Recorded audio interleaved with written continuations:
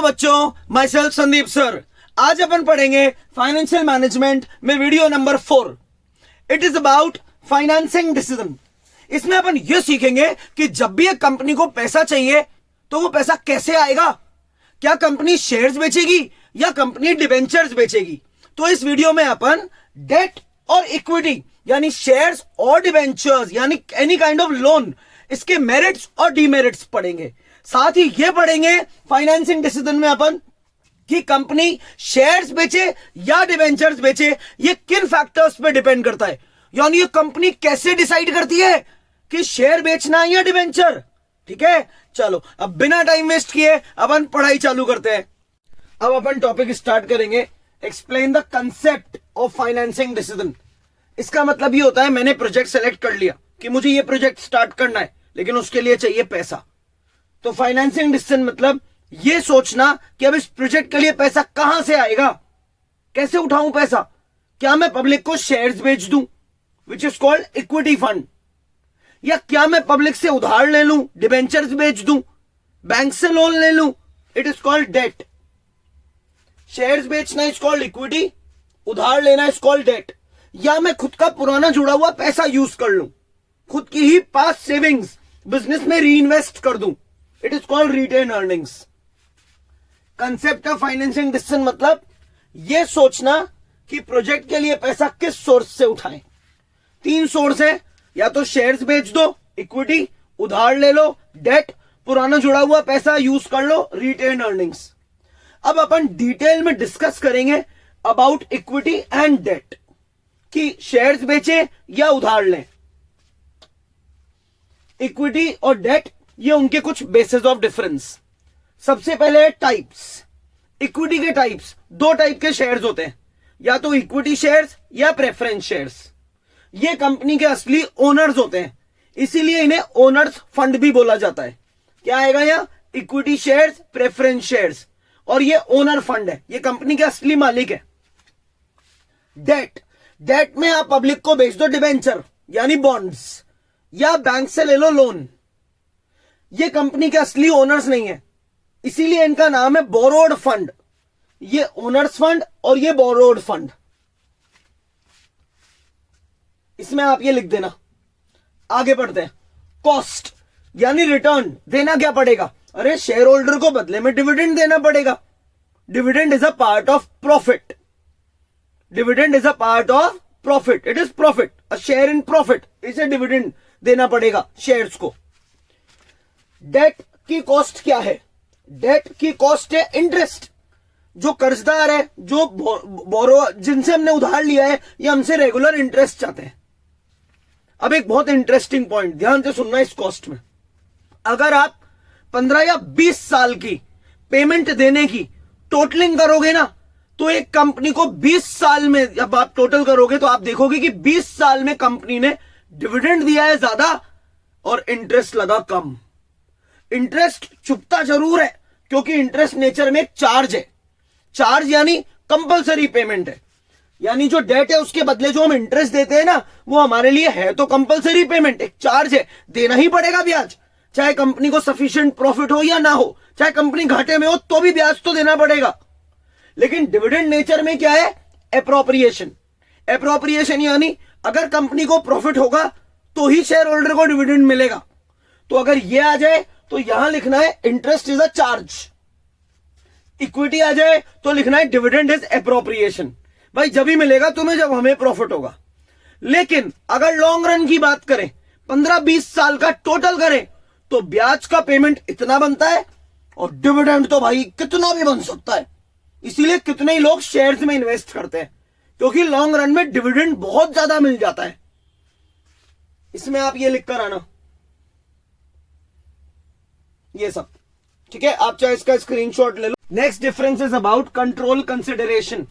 देखो, मैनेजमेंट को कंट्रोल कौन करता है, शेयर होल्डर्स। कंपनी को कंट्रोल कौन करता है, शेयर होल्डर्स। तो अगर आप और शेयर्स बेचोगे तो आपका कंट्रोल डाइल्यूट हो जाएगा। कंट्रोल डाइल्यूट होने का मतलब होता है जैसे जैसे आप और शेयर बेचोगे और नए नए शेयर होल्डर्स मैनेजमेंट में पार्ट लेंगे। आपकी management team, board of director की टीम बढ़ जाएगी, उसमें नई शक्लें दिखेगी, आप मना नहीं कर सकते फिर नए शेयर होल्डर को कि आप मैनेजमेंट में पार्ट मत लो। So this leads to dilution in control. इससे कभी कभी पुराने शेयर होल्डर्स इरिटेट भी हो जाते हैं क्योंकि उनको नई शक्लें बर्दाश्त करनी पड़ती है मैनेजमेंट टीम में। क्या लिखोगे? It leads to dilution in control. Debt, ये तो क्रेडिटर्स होते हैं, ये तो कर्जदार होते हैं, so it does not lead to dilution in control. यानी अगर आप और डिबेंचर्स बेचते हो, आपके और डिबेंचर्स पब्लिक में क्रिएट होते हैं, या आप नए नए बैंकों से लोन लेते हो, they will never take part in management, allowed ही नहीं है, ये तो क्रेडिटर है। So this does not lead to dilution in control. Management team में आपको नई शक्लें नहीं दिखेगी। Next is very important, flotation cost. Flotation cost का मतलब होता है जब भी एक कंपनी शेयर या डिबेंचर पब्लिक को बेचने आती है तो कंपनी खुद भी कुछ पैसा खर्च करती है इन फॉर्म ऑफ एडवर्टाइजमेंट। जैसे न्यूज़पेपर में ऐड देना, सोशल मीडिया पे ऐड देना, कंपनी दे रही है कि भाई पब्लिक को इनवाइट कर रही है कि आइए और हमारे शेयर या डिबेंचर्स में इन्वेस्ट कीजिए, हमारे प्रोजेक्ट में पैसे लगाइए, हमसे शेयर्स खरीदिए। कभी कभी कंपनी अंडरराइटर्स को अप्रोच करती है। अंडरराइटर वो दलाल होते हैं जो जिनके पब्लिक में या इन्वेस्टर्स में बहुत अच्छे कॉन्टैक्ट्स हैं। अंडरराइटर क्या करता है? कंपनी को बोलता है कि मैं आपके शेयर या डिबेंचर बिकवा दूंगा, आपको पब्लिक से पैसा दिलवा दूंगा, बदले में मुझे कमीशन चाहिए। ये होता है अंडरराइटिंग कमीशन। एक होता है प्रिलिमिनरी एक्सपेंस, एक होता है इनकॉर्पोरेशन कॉस्ट। अपन इनकी ज्यादा डिटेल में नहीं जाएंगे, एक दो मैंने समझा दिए। एडवर्टाइजमेंट का खर्चा, underwriting commission, preliminary expense, incorporation cost, these are examples of flotation cost. Equity के केस में flotation cost is very high, लेकिन डिवेंचर क्योंकि एक टाइप का लोन है तो ये जल्दी मिल जाता है, इजीली पब्लिक दे देती है, या हम बैंक से इजीली लोन ले सकते हैं। तो इसमें लिखना इनकी flotation cost come, in comparison इनकी फ्लोटेशन कॉस्ट बहुत ज्यादा है। Next, voting rights. अभी इसमें पढ़ाई था ना, वही बात हो गई एक तरीके से। इक्विटी यानी शेयर होल्डर्स के पास वोटिंग राइट्स होती है। They are the real owners of the company, they have voting rights, they can take part in management. Sorry, आपके पास कोई वोटिंग राइट्स नहीं है, आप गेट के बाहर खड़े रहिए, आप बोर्ड ऑफ डायरेक्टर्स की टीम में नहीं आ सकते। You can not take part in management. ठीक है, इसमें ये लिखकर आना बच्चों, ये सब लिखे आना इसमें। ठीक है, आगे चलते हैं। नेक्स्ट है टैक्स डिडक्टेबल। टैक्स डिडक्टेबल मतलब देखो, शेयर्स के बदले क्या दिया जाता है? डिविडेंड। लेकिन डिविडेंड दिया जाता है बिल्कुल लास्ट में। कब दिया जाता है? आपने पहले पैसा कमाया, आपने दुनिया भर के सारे खर्चे कर दिए, उस इनफैक्ट आपने गवर्नमेंट को टैक्स भी दे दिया, टैक्स देने के बाद जो पैसा बचता है उससे डिविडेंड दिया जाता है। So dividend is not tax deductible. Company dividend दे रही है टैक्स के बाद, तो टैक्स बचत में कोई हेल्प नहीं है। It will never help you in saving your tax, sorry, but interest definitely भाई, it will help you in saving your tax. क्योंकि जब हम इनकम जनरेट करते हैं ना, उसमें से हम इलेक्ट्रिसिटी के बिल, रेंट, सैलरी, इंटरेस्ट भी पे कर देते हैं। उसके बाद हम गवर्नमेंट को बुलाते हैं कि गवर्नमेंट आओ, आप अपना टैक्स ले लो। This will help you in saving tax, this will never help you in saving tax. It is paid before tax, it is paid after tax. Next, risk. देखो, इसमें ज्यादा रिस्क है क्योंकि ये लोन है, तो इसमें एक सर्टेन टाइम के बाद जब भी मैच्योरिटी आएगी, 10 साल 15 साल, इतने के लिए तो लोन लोगे, 20 साल के लिए ले लो, तो जब भी मैच्योरिटी आएगी आपको पूरा लोन का पैसा रीपे करना है। पूरा रीपेमेंट होगा, प्रिंसिपल अमाउंट पूरा चुकाना पड़ेगा वापस मैच्योरिटी पे। दूसरा, आपको इसमें रेगुलरली इंटरेस्ट भी देना है, चाहे आपको प्रॉफिट हो या ना हो, क्योंकि इंटरेस्ट नेचर में भी पढ़ा था ना पहले, एक चार्ज होता है। तो इसमें दो टाइप के रिस्क इन्वॉल्व है, लेकिन ये इनकम रिस्क के पॉइंट ऑफ व्यू से ये लेस रिस्की, क्योंकि शेयर्स रिडीमेबल नहीं होते। कंपनी अपना बेचा हुआ शेयर कभी वापस नहीं बाय करेगी। कंपनी को लोगों को कहेगी परेशान हो तो जाके बाजार में ट्रेडिंग कर लो, किसी और को बेच दो, लेकिन हम तो हमारा शेयर वापस नहीं लेंगे, हम आपको कभी पैसा वापस नहीं देंगे। दूसरा, आपको जो डिविडेंड दिया जाता है वो एक एप्रोप्रिएशन है, यानी पब्लिक को ये बोला जाता है तुम्हें डिविडेंड जब ही मिलेगा जब हमें प्रॉफिट्स होगा। तो ये लेस रिस्की, ये more risky. Next, state of capital market. इसका मतलब अभी बाजार के क्या हालात हैं, बाजार में क्या चल रहा है, या तो बूम या रिसेशन, या तो तेजी या मंदी। अगर बूम है तो कंपनी शेयर बेचती है, क्योंकि बूम का मतलब होता है अभी पब्लिक के पास बहुत पैसा है, अभी मार्केट बूम पे है, हर व्यापारी हर बिजनेसमैन अपने बिजनेस में बहुत पैसा कमा रहा है, लोगों के पास पैसे की कमी नहीं है। तो इस समय कंपनी पब्लिक को अप्रोच करती है और बोलती है और मनी मेकिंग क्यों नहीं करते, क्यों नहीं आप हमसे शेयर्स लेते, आपको लॉन्ग रन में कैपिटल गेन होगा, 10 रुपए का शेयर फ्यूचर में 1000 10,000 पता नहीं कितने का हो जाएगा। तो लोग बूम जब होता है इकोनॉमी में, यानी लोग खुद बहुत पैसा कमा रहे हैं, उनको कोई इनकम की अभी ऐसी कोई टेंशन नहीं है, तो वो पब्लिक में कंपनी में शेयर्स खरीद लेते हैं, सोचते हैं आगे और अमीर हो जाएंगे। लेकिन जब मार्केट में रिसेशन चल रहा है, मंदी चल रही है, बाजार सुस्त पड़ा है, तो यानी एक व्यापारी खुद इतना पैसा नहीं कमा रहा, व्यापारी के पास अभी प्लान्स नहीं है कि वो खुद के बिजनेस को और एक्सपैंड करे। घर में पैसा सबके पास है थोड़ा सा, बस कंपनी को तो पैसा निकालना है। तो रिसेशन के वक्त कंपनी क्या करती है, जनता को बोलती है देखो रिसेशन चल रहा है, आपका खुद का धंधा तो चल ही नहीं रहा, आप अपने धंधे में तो पैसा लगाओगे ही नहीं अभी, तो क्यों नहीं आप हमारे डिबेंचर्स खरीद लेते, हम आपको घर बैठे रेगुलर इंटरेस्ट देंगे। बस आम आदमी फंस गया। आम आदमी कहता ठीक है मैं आपके डिबेंचर ले लेता हूं, बदले में आप मुझे रेगुलर ब्याज दे दो, मेरी थोड़ा बहुत तो फैमिली इनकम को सपोर्ट हो जाएगा। तो बूम में ये चीज बेची जाती है और रिसेशन में ये चीज बेची जाती है। चलो इसमें आप ये लिखिए ना बच्चों, ये देखो ये सारा लिखिए ना, मैंने पहले से देखो इसलिए नहीं लिखा क्योंकि फिर है ना हर चीज पहले से लिखने से आप लोग बोर्ड पे ही देखते रहोगे। तो अपन क्या करेंगे, कभी कभी मैं लिख लिख के समझाऊंगा और कभी कभी अपन डायरेक्टली समझेंगे टॉपिक। चलो अब आप इसका स्क्रीनशॉट ले लो।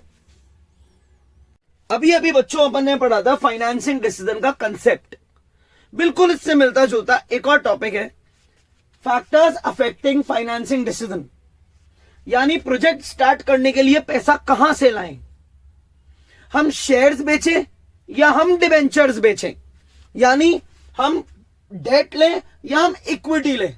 इसकी मैंने एक ट्रिक बनाई थी, C³ F² SR, ये रही C³ F² SR, ये 7 पॉइंट्स हैं जो मेरे दिमाग में रहते हैं, उसके बाद में डिसाइड करता हूं कि मैं इक्विटी की तरफ जाऊं या डेट की तरफ जाऊं।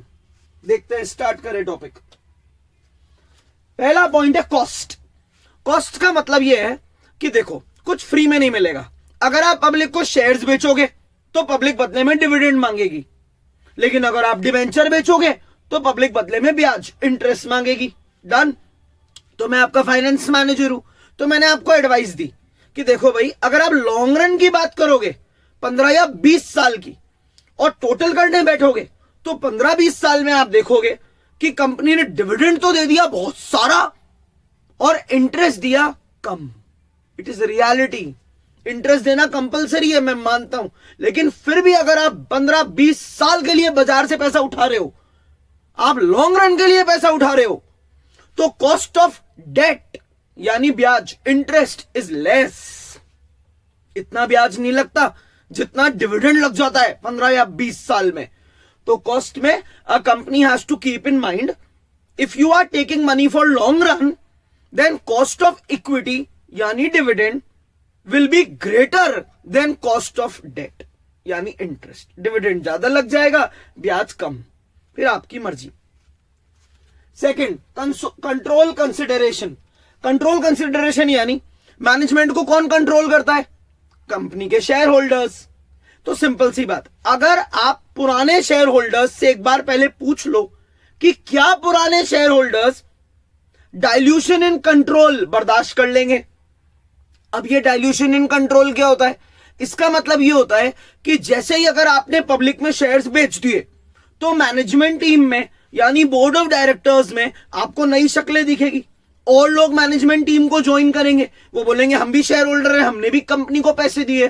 तो अगर पुराने शेयर होल्डर ये नई शक्ल बर्दाश्त कर लेंगे, उनको प्रॉब्लम ही नहीं है डाइल्यूशन से, बोले मैं दिक्कत ही नहीं है, बेच दो शेयर, कोई प्रॉब्लम नहीं है, हम बर्दाश्त कर लेंगे इन्हें, बढ़िया है ना मैनेजमेंट टीम बड़े। अगर वो इस नेचर के हैं कि उन्हें नई शक्ल बर्दाश्त हो जाएगी तो शेयर्स बेचना, ध्यान रखना।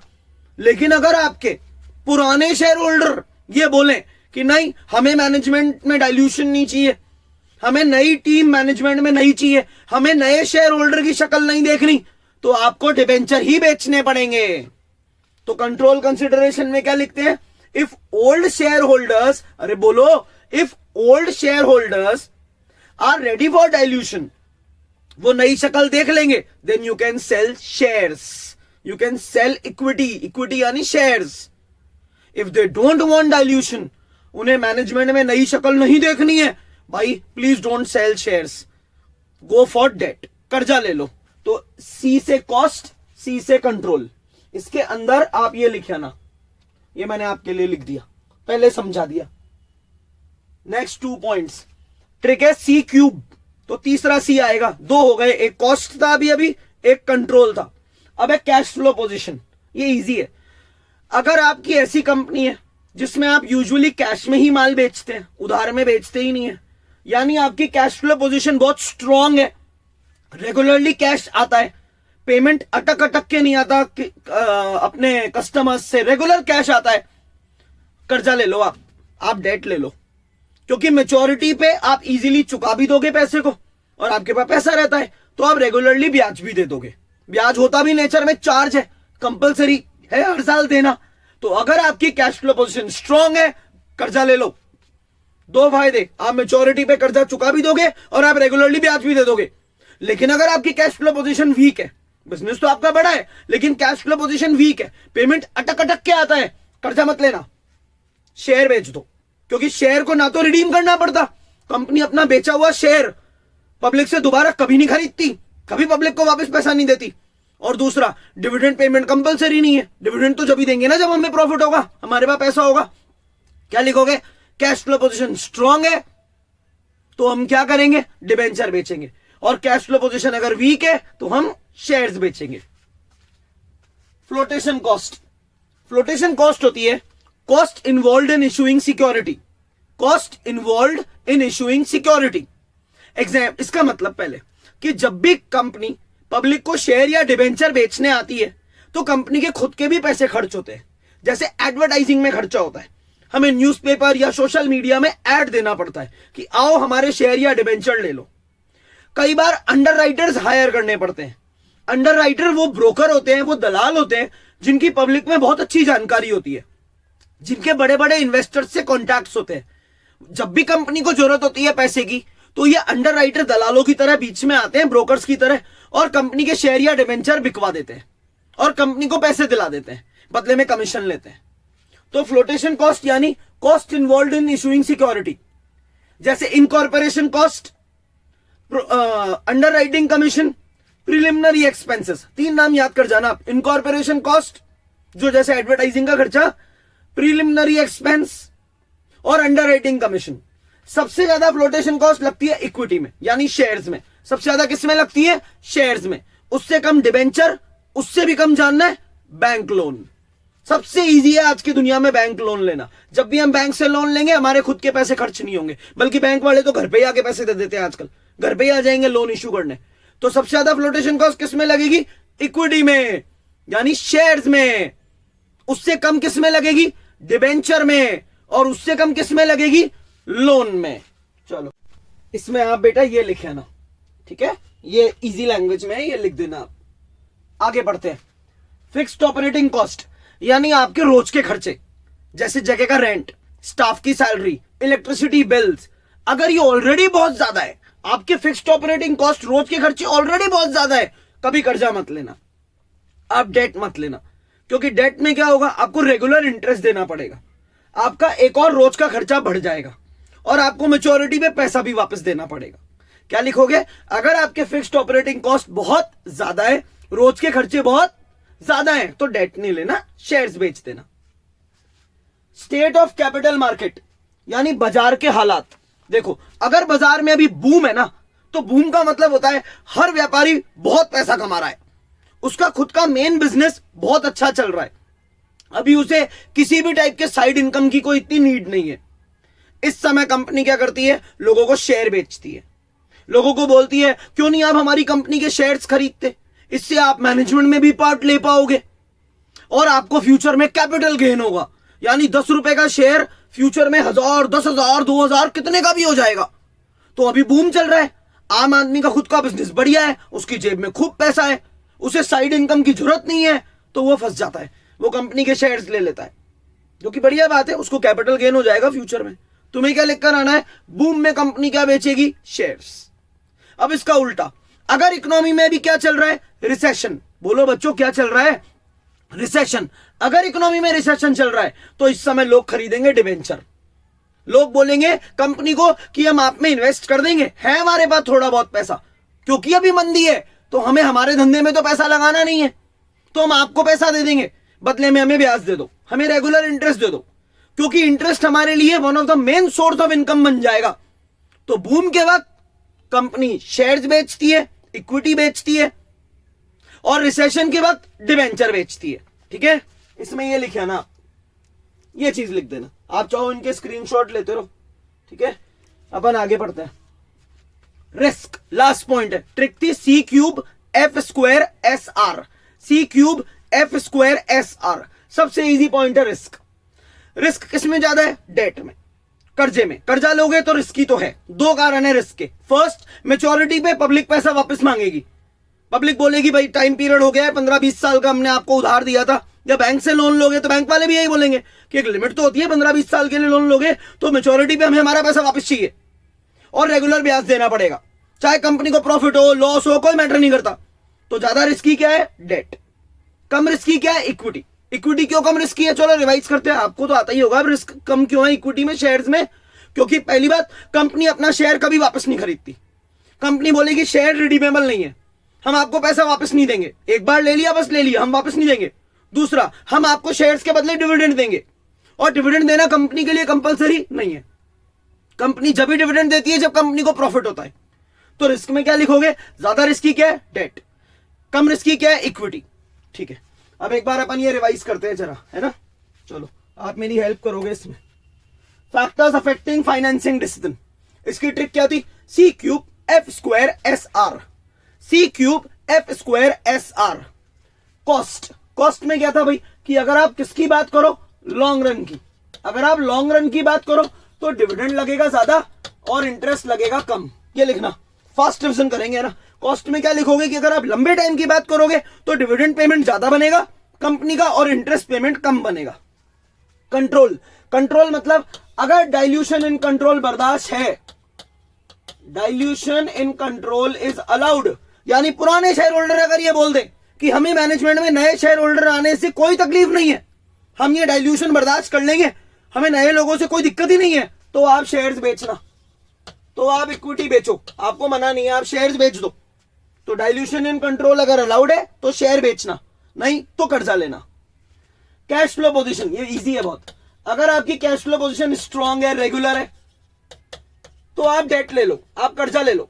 अगर आपके पास रेगुलर कैश आता है आप कर्जा ले लो, क्योंकि आप टाइम से ब्याज दे दोगे। सी क्यूब हो गया। अब F square, fixed operating cost और flotation cost. Fixed operating cost यानी रोज के खर्चे, इसमें होता है आपके रोज के खर्चे, आपका रेंट, आपकी सैलरी, आपके बिजली के बिल एंड सो ऑन। अगर आपके डेली एक्सपेंस बहुत ज्यादा है तो आपको इक्विटी पे जाना पड़ेगा, आपको शेयर्स बेचने पड़ेंगे। आपका अगर आपके रोज के खर्चे ज्यादा है कभी कर्जा मत लेना, क्योंकि कर्जे में ब्याज देना पड़ेगा तो आपका रोज का खर्चा और बढ़ जाएगा। तो अगर रोज के खर्चे ज्यादा है, आप भाई पब्लिक को शेयर बेचो, क्योंकि शेयर ना तो वापस कभी चुकाने पड़ते और ना शेयर के बदले जो डिविडेंड देते हैं वो रेगुलरली देना पड़ता। डिविडेंड जब भी तो दोगे जब प्रॉफिट होगा। तो रोज के खर्चे अगर ज्यादा है शेयर बेचो। फ्लोटेशन कॉस्ट, इसकी definition, cost involve in issuing security. 3 example, बढ़िया 3 होते हैं, ये लिखिए ना आप। इनकॉर्पोरेशन कॉस्ट, प्रिलिमिनरी एक्सपेंस और अंडरराइटिंग कमीशन। देखो इसमें ये लिखिए ना, बेस्ट, बहुत अच्छे नंबर मिल जाएंगे। सबसे ज्यादा फ्लोटेशन कॉस्ट शेयर्स में लगती है यानी इक्विटी में, उससे कम डिबेंचर में लगती है, और सबसे कम फ्लोटेशन कॉस्ट कंपनी की लगती है लोन। सबसे चीपेस्ट सोर्स है लोन, उससे थोड़ा महंगा डिबेंचर, और बहुत पैसे लगते हैं कंपनी के इन इशूइंग शेयर्स। तो flotation cost is highest in shares. State of capital market, बाजार के हालात क्या है? सिंपल है यार, अगर बाजार में अभी बूम है, मार्केट बहुत तगड़ा चल रहा है, तो कंपनी इक्विटी बेचेगी, कंपनी शेयर बेच देगी। लेकिन अगर अभी बाजार में रिसेशन है, बाजार में मंदी है, डिप्रेशन है, तो कंपनी डिबेंचर बेचेगी, डेट बेचेगी, लोगों को डिबेंचर बेच देगी और बोलेगी रोज ब्याज ले लो। बूम के केस में शेयर बेचे जाते हैं, रिसेशन के केस में डिबेंचर। रिस्क, ये रहा, फिर भी लिख देता हूं, रिस्क हाई किसमें है? डेट में। कर्जा लेने में ज्यादा रिस्क है। इसमें अपन कंपनी को बस राय दे रहे हैं कि भाई रिस्क की ज्यादा क्या पड़ेगा, डेट पड़ेगा, क्योंकि मैच्योरिटी पे वापस भी देना पड़ेगा पैसा और रेगुलरली ब्याज भी देना पड़ेगा, और ब्याज एक चार्ज होता है। कंपनी के पास प्रॉफिट हो लॉस हो ब्याज तो देना ही पड़ेगा। तो अपन ने क्या ट्रिक पढ़ी बच्चों, C cube F square SR। ठीक है, आप चाहो इस टॉपिक का स्क्रीनशॉट ले लो। होप सो बच्चों आपको ये वीडियो 4 अबाउट फाइनेंसिंग डिसीजन एकदम क्लियर हुआ हो। अब क्या आएगा, अब आएगा वीडियो 5। किसके बारे में आएगा बाद में। उससे पहले एक चीज पूछता हूं मैं आपसे, बताओगे कि ऐसा हो सकता है क्या, बताओ कि अगर एक कंपनी लोन ले और लोन लेने के बाद शेयर होल्डर के चेहरे पे स्माइल आ जाए। हाँ, क्या ये पॉसिबल है कि कंपनी लोन लिए जा रही है और इसके कारण शेयर होल्डर खुश हो रहे हैं? यस, यही पढ़ेंगे अपन वीडियो 5 में। Video 5 will be about trading on equity. अब एक मिनट, वीडियो बंद मत करना। जाने से पहले मुझे यह जानना ही है कि फाइनेंसिंग डिसीजन की ट्रिक आपको लर्न है क्या? लर्न है तो बोलो। इसकी ट्रिक थी C cube F square SR, और एक short revision about number of tricks जो अब तक अपन ने लर्न कर ली। वीडियो 1 में अपन ने 15 ट्रिक्स लर्न की थी, सेकेंड वीडियो में अपन ने 12 ट्रिक्स लर्न की, उसके बाद 11, ये है टोटल 7, इनका ग्रैंड टोटल बनता है 45। क्या ट्रेडिंग ऑन इक्विटी में हाफ सेंचुरी हो जाएगी? क्या ट्रेडिंग ऑन इक्विटी अपने को 50 ट्रिक्स तक ले जाएगा? इसके लिए आपको देखना पड़ेगा वीडियो 5। ठीक है, चलो बेटा मिलते हैं अगली क्लास में।